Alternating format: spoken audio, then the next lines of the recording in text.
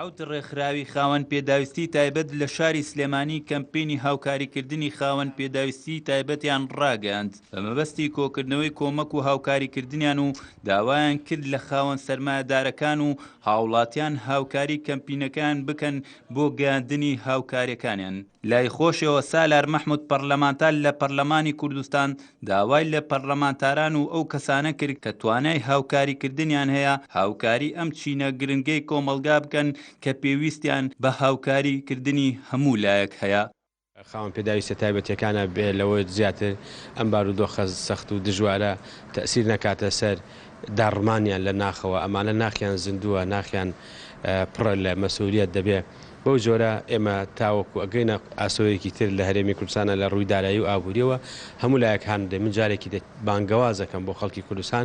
بەشداری لەم کەمپینە بکەن چونکە لە ڕێگەی ئەم کەمپینەوە لە ڕێگەی ئەم ڕێکخراوانەوە کە ڕێکخراوی کۆمەڵگەی مەدەنین ئێمە لە نزیکەوە چاودێری کارەکانیانەکەین ئیشان لەگەڵاکەین بە ئامانەتەوە ئەم هاوکاریانە ئەگاتە دەست ئەندامەکان و ئەگاتە دەست خەڵکانێکیش کە ئەندامی ئەمانیش دین بەڵام خاوەن پێداویستی تایبەت.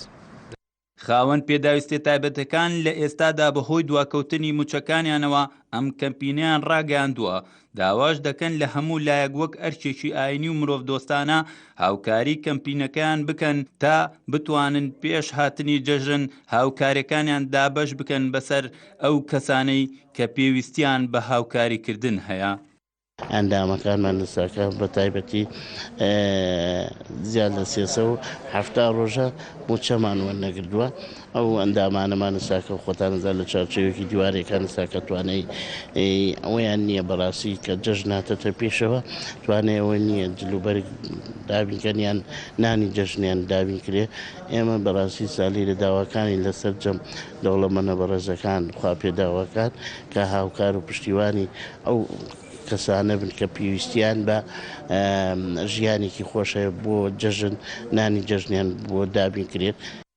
ڕاگەاندنی ئەم کەمپینە لەلایەن حەوت ڕێکخراوی خاوەن پێداویستی تایبەتەوە ئەمە لە کاتێکدا دێت کە حکوومەت تا ئێستا موچەی بەسەر خاوەن پێداویستی تایبەتەکاندا دابەش نەکردووە داواش دەکەن لە ڕێگەی ئەم کەمپینەوە هاوکاریەکانیان بگێنن تا بتوانن دواتر لە ڕێگەی لیژنەیەکی تایبەتەوە هاوکاریەکانیان دابەش بکەن. شاخەوان عەبدوڵڵا، بادینان سات، سلێمانی.